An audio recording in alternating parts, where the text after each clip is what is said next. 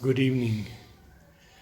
Today is the 5th of December, 2015, the day of Sri Aurobindo's Mahasamadhi.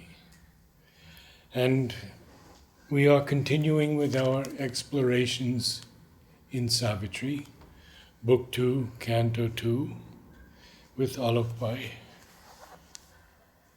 But I would like to begin by speaking about this day. Today on our website, motherandSriAurobindo.in, we put Dr. Prabhat Sanyal's talk, Mother's urgent call to him to come to the ashram as quickly as possible. It was around the 1st of December. And he didn't have the easiest time getting here, but he made it. And he was to look after Sri Aurobindo. It's quite an article that he has written. And we know that when Sri Aurobindo left, he poured everything of himself into the mother. He once said to her that if one of us has to leave, it will be me because your body is stronger. So this is just a story, and then I will ask Alok to speak a bit about this day of Sri Aurobindo's great sacrifice. But the story is this. Dr. Sanyal was there until the end. And then sometime later, he developed Parkinson's disease. I knew him as a friend, but not so well. But he came to New York against the mother's wishes, and he wanted to have the surgery. The mother said not to be operated on, but he came to New York. He was a very good man. I want to impress that upon you. A very good soul. So he had the procedure, and in those days they drilled through the skull for Parkinson's, and it didn't help him at all. He came back sometime later and started going to yogis throughout India, asking them to heal him. He finally gets to Satya Sai Baba, and he comes before Sai Baba, and Sai Baba looks at him and he says the following: "Why do you come to a 40-watt bulb when you have the sun?"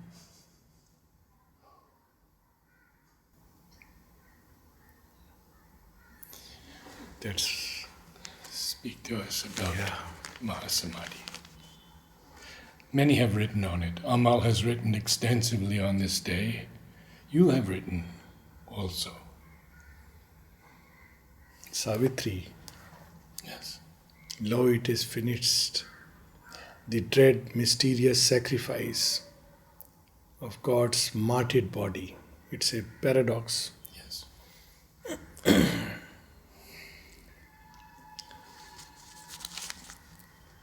Actually, we read last time something connected with it. Thus taken was God's plunge into the night. Yes. And this plunge is repeated again and again. And the purpose for this plunge, in fact, entering into the domain of matter, assuming a material body, is itself a death. For those who For are the divine. yes, Yes. for those who are conscious, who live in greater realms, who come down, it's a death because it's to suddenly deal with all the unconsciousness of matter, its inertia and And its resistance. resistance and the limitations. That itself is a great sacrifice. But still, the problem is not just in matter, but the inconscient that lies behind its back. So, matter itself is a front. We have read last time that up till subtle matter, there is no problem.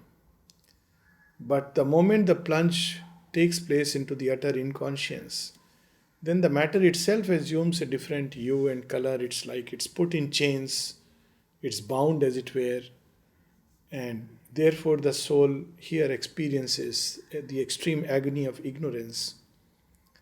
And the only way to heal it is if the divine plunges headlong himself into the inconscient. So, what we call as death and departure, this much is certain, is our experience, but not the experience of the divine. That's why the mother gave a very interesting message. To grieve is an insult to Sri Aurobindo. It's one of the very strong messages. And today I was reminded of it again and again. To grieve is an insult to Sri Aurobindo. He doesn't say it's ignorance. At another place he says that those who say that Sri Aurobindo is dead, they are ignorant. And then she describes beautifully that Sri Aurobindo is as he was, ageless, and she describes the form. She describes that even when he sits just as he would sit when he was in this gross material frame with one leg in front. That also she describes. She says anyone can see him if they anyone are can open. see him, approach him. He is She readily says, accessible. yes, and to speak to him at the samadhi. Samadhi, that's there. She speaks about that now he is much more accessible. Yes. And anyone can see and connect with him. Yes, the joy and the delight of matter being touched by the divine, that is another story altogether. And every time the divine takes a human body, it's basically to transform matter. This is what the mother has revealed. Divine has taken birth earlier also. We have the story of the incarnations, at least the documented incarnations. There could be more. But always it is to transform matter. Otherwise, he can manage things from above to help the devotees, the disciples, to create social, political, other changes. Even spiritual revolutions he can do with the help of vibhutis. There have been movements like that. He doesn't have to descend really and take a human body. But the assumption of a human cloak is precisely to deal with the problem of matter, to come to grip with the problem. And that's what Sri Aurobindo attempted, the mother attempted. The past incarnations have attempted in their own way. And there are countless stories streaming through my mind sky which I am shutting down right now. Each of which indicates something of the divine descent and grappling with the problem of matter. But one story particularly I would like to mention. I think in the passing I did mention it one of the days. Because people often ask, particularly people from, when people from an Indian background ask, I am very surprised. Because I can understand, where this wealth of spiritual literature is missing and one asks a question that Sri Aurobindo is no more. I can understand. But when someone from an Indian background asks this question that why did he die, how did he die? So I often remind of the story of Rama and Lakshman. Can we imagine on the battlefield, both are unconscious, totally at the mercy of the enemy. They are under the influence of a weapon called as Nagapash, completely unconscious. And, no one knows what is to be done. It connects with the story of Dr. Sanyal. Yes. So, then who can tear off the Nagapash? Garuda. So, Garuda is called to help. Hanuman goes and calls Garuda. So, Garuda comes and takes away the Nagas, and Rama and Lakshman wake up and they are free. And all the monkeys shout, "Hail to the Lord Rama." Now, Garuda is wondering, what is this nonsense? Can't they see that I am the one who has done this? And they hail Rama? So he tells Hanuman that, look, you have not trained the monkeys well. They don't know. They have lost logic, practical sense. I am the one who has helped. And they say such thing that hail to Lord Rama. What was Rama doing? He was unconscious. So Hanuman tells him that you won't understand, Garuda. You have done your job. Good job. Go back. So he says he has also lost his head. And so he goes through worlds and asks the Trinity, and eventually, to cut the story short, he is told finally that, see, you ask Lord Vishnu because he is the one, your master, and probably he will only clear your doubt. But there is no doubt that the monkeys are right. Every god tells him this. That, it is no doubt the divine's victory. But when he goes to the abode of Lord Vishnu, Vishnu is not there. So he realizes what it means. Now, basically, Dr. Sanyal was called. He had the same dilemma. Because he wanted to do something for Sri Aurobindo, Yes. and the mother said, "No, don't you know? You have not seen him." Yeah. Nirodha wanted to do something. And mother said, "After having lived so many years with Sri Aurobindo, you still ask such a question?" They wanted to do something medically. Yeah. This or that. And they're flustered because Yeah. at one moment Sri Aurobindo was totally Yes. aware, taking food and Everything. And Nirodha has recounted that. Yes. And the mother said that, he was fully conscious. He would come out and completely. And Dr. Sanyal was wondering why I have been called if I am not to treat my divine patient. And later on, he discovers it. That it was a special grace given to him Yes. to be there. So when, even when we are in the part of the larger scheme of things, given a small role, maybe even to be so-called, the divine can play at many things. He can play at being bound and somebody comes to heal. He's infinite. Everything is possible. And here he had not even been called to heal. In fact, he had doubt when he looked at Sri Aurobindo, and he recounts that how the mother touched his head and he suddenly saw the supramental light like a mantle that covering. was so beautiful. Yes. So he has documented that in this call from Pondicherry. So the mystery of the divine incarnation, the mystery of his birth, the mystery of his departure, so-called departure, is no doubt one of the greatest mystery. And it's a puzzle we cannot solve in our limited state of consciousness. But what we can do, we must do, is to be grateful. Because if he did not do it, the riddle would remain a riddle. There would be no solution. No one can do it. And the mother's millenniums might pass. millenniums might pass. And eventually, he has to do it as the pioneer. The mother said that, "I don't want you all to do it. It's a very, very messy work, very difficult work. But my body has been given for this purpose. It has been built for this purpose." So, this is God's covenant with the night. This is the mystery. And thus alone can the night, or as he says, in death's sessions, repatriate immortality. So, this is how the change takes place. And the world will see the effects. Already we can see, the inconscient's tail beginning to slash because of the plunge which Sri Aurobindo has taken with that light right into it. And I must say he is very much, to use the word conscious and alive is itself to bring down what Sri Aurobindo is. Mother said that he is keeping a complete watch over all the world events, over all that is happening at his ashram, in the world, in his disciples and devotees. But those who love him, who have the rare privilege of having love for him, they can feel him, see him, and he reveals himself to those.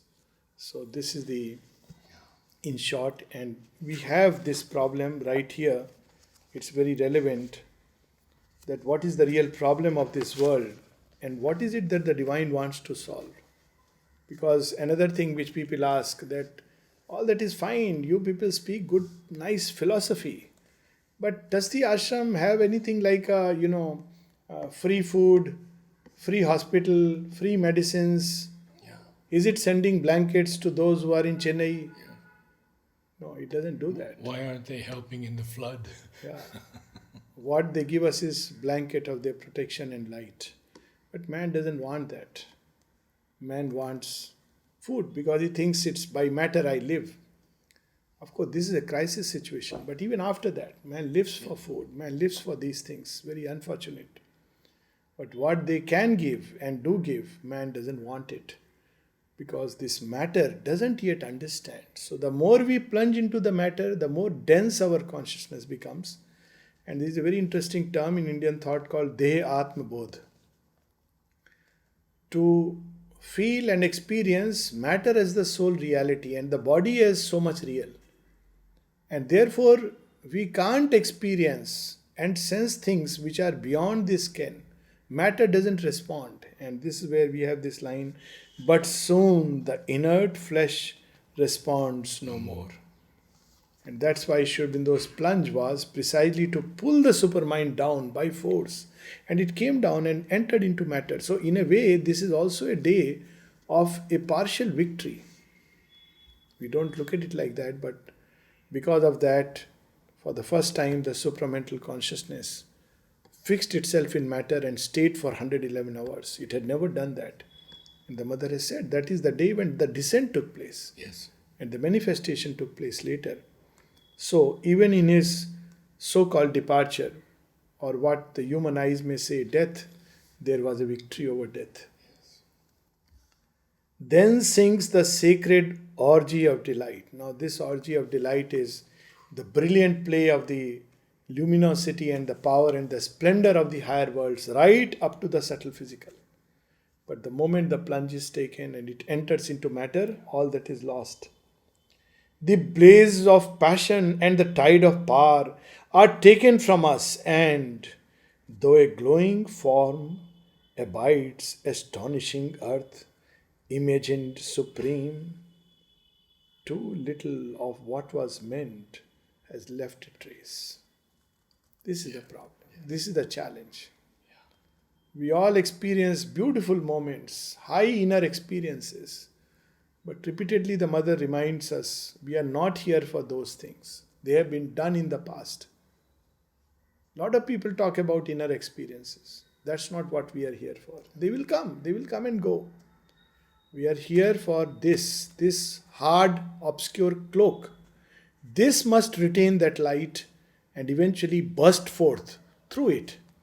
Nalini Daya has used a very interesting sentence when the mother left her body.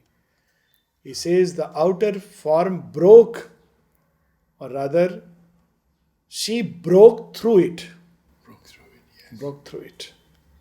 So we have to be on one end completely fixed with it. On the other end, call in more and more of that light, that grace, that love to heal the anomalies. And Vivekananda's words about his body when he left. Yes. Same thing. I have spat my body. One cannot bear, it's too intense a light. Earth's eyes half see, her forces half create. Her rarest works are copies of heaven's art. I think the other day someone was talking about Durga's lion, Champaklalji. So the lion we see here is a copy of a real lion that exists in the subtle world. But that is far too formidable in strength and power. This is a copy. The mother said she always kept two with her. So there are, even the most creative busts, the Himalayan peaks. Yeah. What about the inner Himalayas? The inner peaks on which Shiva resides. What would be that vision? But here, Earth tries to pick up something of that and creates, but very little of that. A radiance of a golden artifice, a masterpiece of inspired device and rule. Her forms hide what they house, and only mime, the unseized miracle of self-born shapes that live forever in the eternal gaze. Self-born shapes. Yes. Here, everything is shaped by all kinds of forces. We can't say that I can shape my body by my will, though to an extent our will does shape the body. And the mother speaks of it that even during conception, thoughts of the mother can shape it. Yes. We have a certain degree of power over this form, but it's a very limited power. Most of us do not even know it, and we cannot exercise it. We have lost it. But up till the subtle matter, we have self-born shapes. And she speaks about the supramental. that in that world, whatever your will is at that point of time, that shape you can take. You don't have to. Right now, we cannot. At the most, through the eyes and body language, some gestures, you can get some hint. But sometimes the hint can be very dubious. Someone may be sleeping and one may think he is meditating because the signs may not be so obvious. Someone used to meditate a lot and seemingly, and letter was written to Sri Aurobindo, oh, I wish I could meditate like him. He meditates so much. And Sri Aurobindo replied, yes, but on his wife. But outwardly it's a look-alike. But there is a true meditation where it reflects even on the very outer being. I think I mentioned once before that in addition to this self-born line, there are two other lines, one about mother and one about himself. Yes. A conscious frame was here, Yes. a self-born force, Yes. not mother. Yes. And then the other one is adept of the self-born unfailing lines. Yes. Absolutely. So both of them. Yes. And there are So stories like that when mother's balcony darshan would be there and people would see suddenly her body changing, suddenly she would grow tall and different shapes the body took. And the question was asked to Sri Aurobindo that how is it possible? Sri Aurobindo said, why not? Perfectly possible. The matter in her body is far more plastic and conscious to the touch. Far more plastic and conscious. And even with Sri Aurobindo, there is a beautiful story where story means Nirodha recount that he got up, Sri Aurobindo, and moved to the bookshelf. And suddenly, Nirodha sees that his whole body has become transparent and he can see through the body onto the bookshelf. I have seen just a little bit of it, glimpsed it with Champaklal. I am sure some of us must have had the rare privilege to have had darshan of Champaklal. Amazing. I mean, it looked at that point of time that there is no body but just light, which is now taking a shape and now it is vanishing. And he would not allow people to touch his feet, but well, he did allow. I mean, we didn't know. We just, both myself and my wife, we bent and touched, and he did allow, and he blessed also. And that day our hunger and thirst, everything had gone. We were transported to a different state. What a body. He used to just wear a loincloth and sit. So I had a natural question. So I asked somebody, how does he travel? Because I had heard that he has traveled to various places. I said, he's terrible. How can he travel? I mean, it's so much luminosity. So then I was told that no. They know how to cover themselves up. So they veil. And Sri Aurobindo came through many, many veils.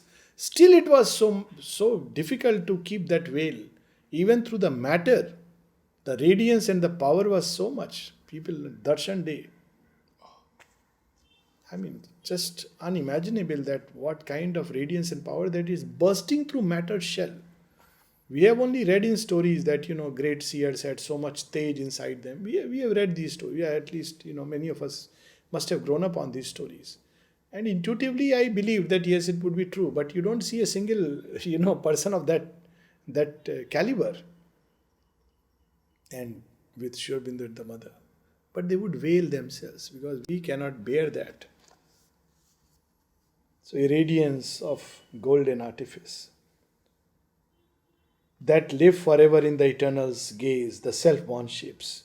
Here in a difficult, half-finished world is a slow toiling of unconscious powers.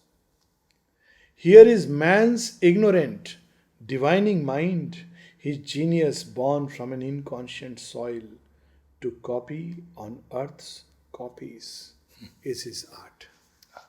So this is another thing very beautifully we find in Sri Aurobindo, that he always connects with the earth. Even when he is describing something far beyond, suddenly he will, as if, bring us back to earth. And what is the difficulty? What is the problem?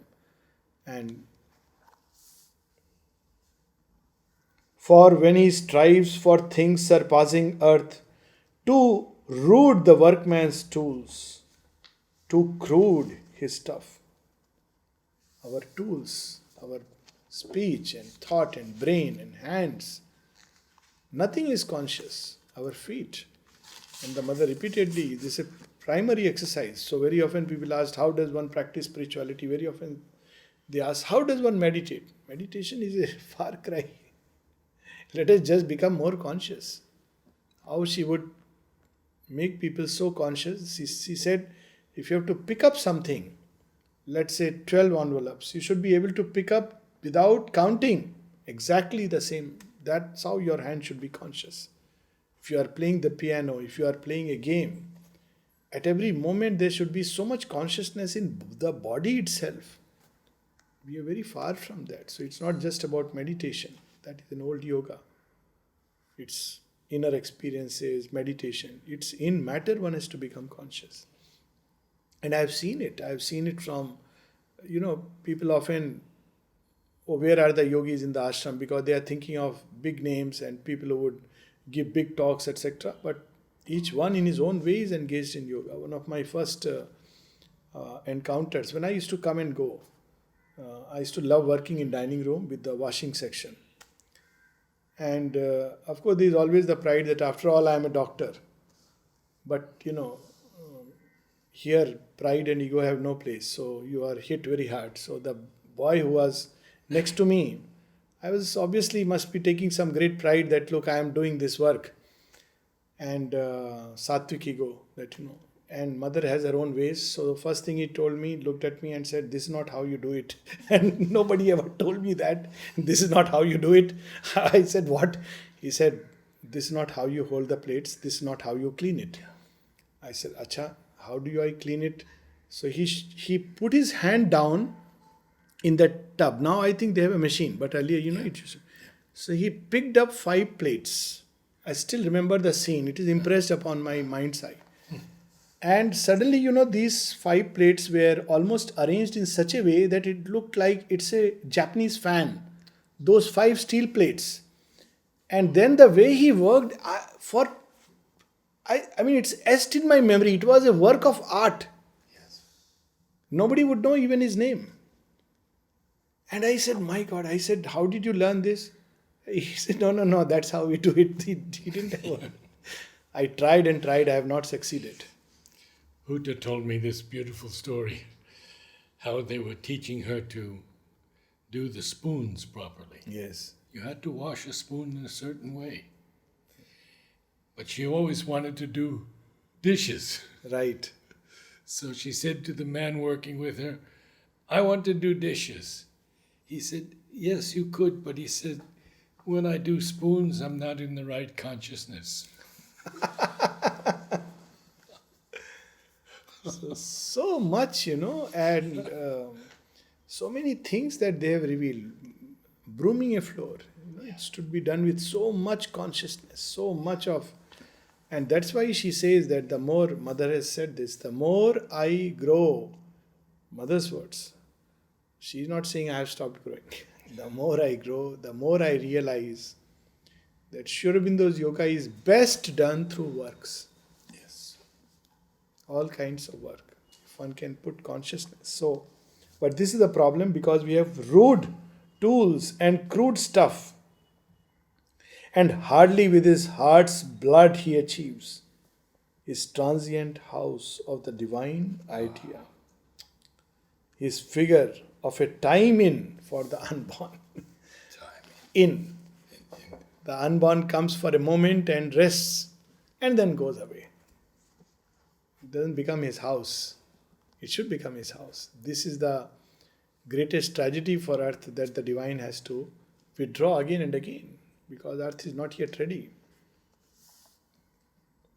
Our being thrills with high, far memories and would bring down their dateless meanings here. But too divine for earthly nature's scheme. Beyond our reach, the eternal marvels blaze. So momentarily we glimpse. We cannot bring it here, fix it here.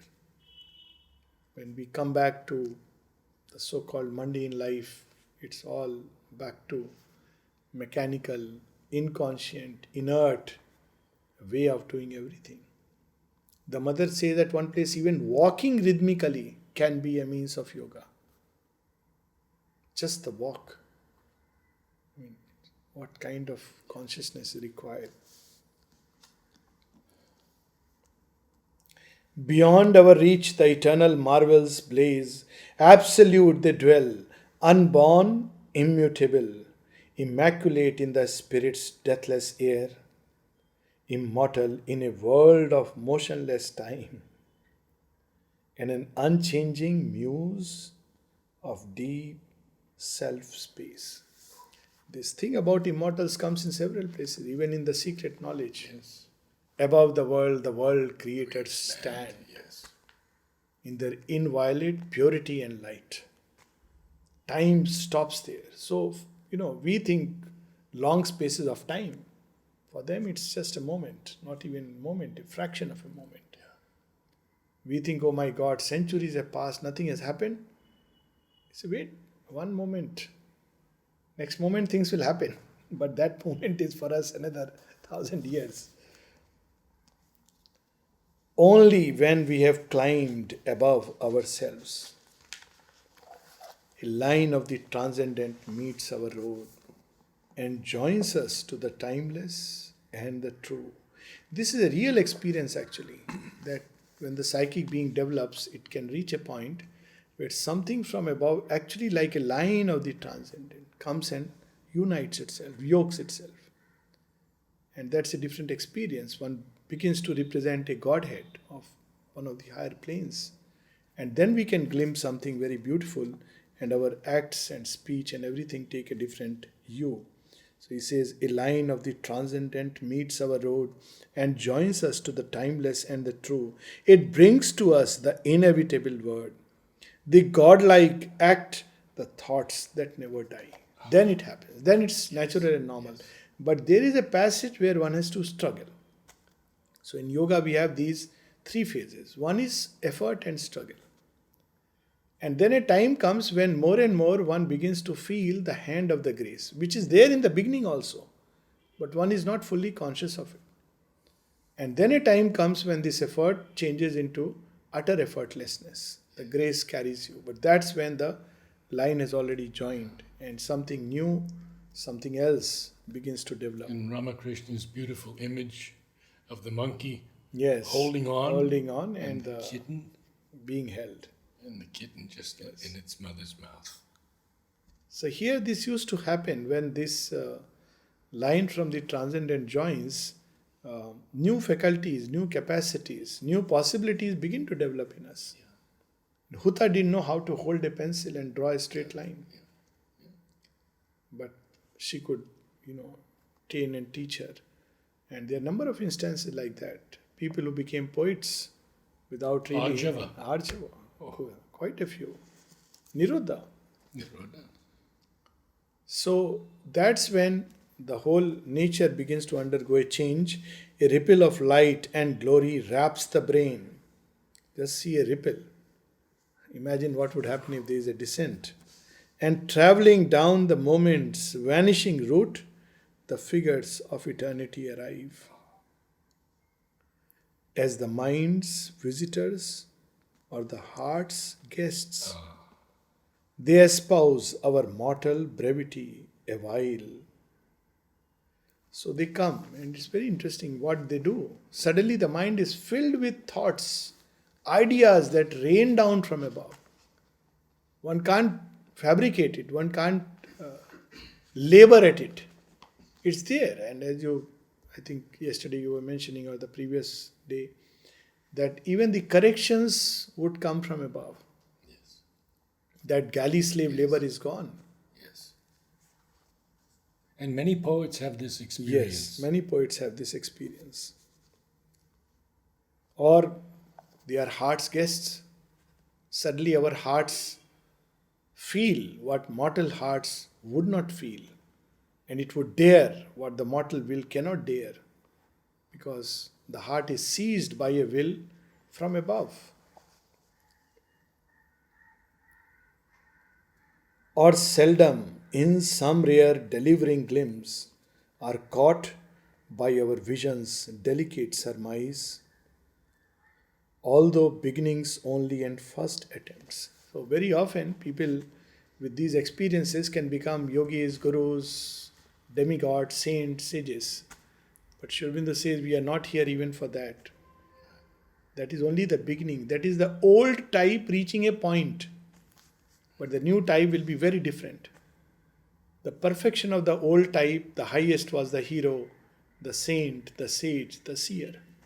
But that's not enough. They are glimpses. These glimpses itself are so powerful. Yes. They can completely change us. There is a reversal of consciousness. And of course, if one is a bit hot headed, then it's very dangerous too. Because, as the mother says, even if thou wouldst rain down on him intuition's rain, this in triple soul forces, man's ego, man's spiritual ego would swell and he would sink under its weight. And we know the instances, how catastrophically people became gurus. Of course, there are gurus, mini gurus, big gurus, and market is flooded with gurus and gadgets. And, and the real guru must be having a good laugh. I bought an inexpensive cell phone and it's called Samsung Guru. That's my only guru outside of Mother. There is a line of Tagore with regard to this kind of, self-glorification. These few glimpses and human beings believe, they are something. So there is a festival of Jagannath in Odisha where the everyday people go to the temple to have a glimpse of the deity. But one day the deity comes out to have a glimpse at the world. Surely why he goes back after one day is understandable, because the world is in a mess and nobody likes to see that. I'm sure that's why he doesn't stay. But that apart, so Tagore has written a poetry on it that as the deity comes out, everybody is, throwing himself at the road, prostrating before the deity. So he says, Path jane ami dev. The road is thinking, I am the Godhead. So they are going at the path. Roth jane ami dev. The chariot thinks I am the God, because they are bowing before me. Dev jane ami dev. The deity, the idol thinks I am God. They are bowing before me. And he ends with a punchline, Hase antaryami. The divine who dwells within takes a good laugh. These are glimpses. Yeah. That's why when mother came here, she says, for the first time I understood what they mean in India when they say renouncing your spiritual experiences. Even that has to be renounced. Sri Aurobindo in Pondicherry says, all that I experienced before coming here, now all that he experienced is no less formidable. I think that is enough to, for eternity his name would be there. All that I have experienced before coming to Pondicherry. That means the experience of, through pranayama, of the Advaita, infinite, the experience of the world mother in a small image, the experiences of In the jail. all kinds of subtle seeing, the Vasudevam Sarvamiti, Yes, the Nirvana consciousness, and the communication with the gods. All this he had experienced before coming to Pondicherry. And he says, all that I experienced before coming to Pondicherry were just but glimpses, preparatory movements. Now, who would speak of them as preparatory movements? But this is the spirit of this yoga, that one doesn't stop with these things. They are good, but that's not what it is. So he speaks of that. These glimmerings point to the secret of our birth. Although beginnings only and first attempts, these glimmerings point to the secret of our birth and the hidden miracle of our destiny. And now he lifts us. Now he lives. What we are there and here on earth shall be is imaged in a contact and a call. That seals the moment. If once the heart has responded to the mother's love and call, the rest is history. Yes.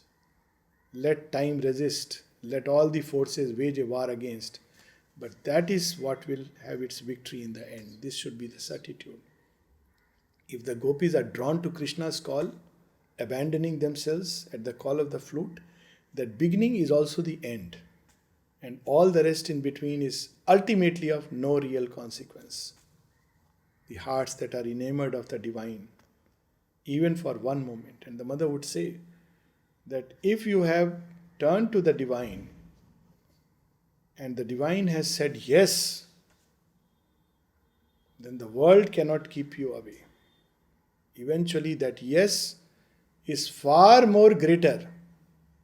It outweighs the entire world and all its movement. There would be complexities will come, life will take this or that turn tossed upon, but that yes will eventually prevail.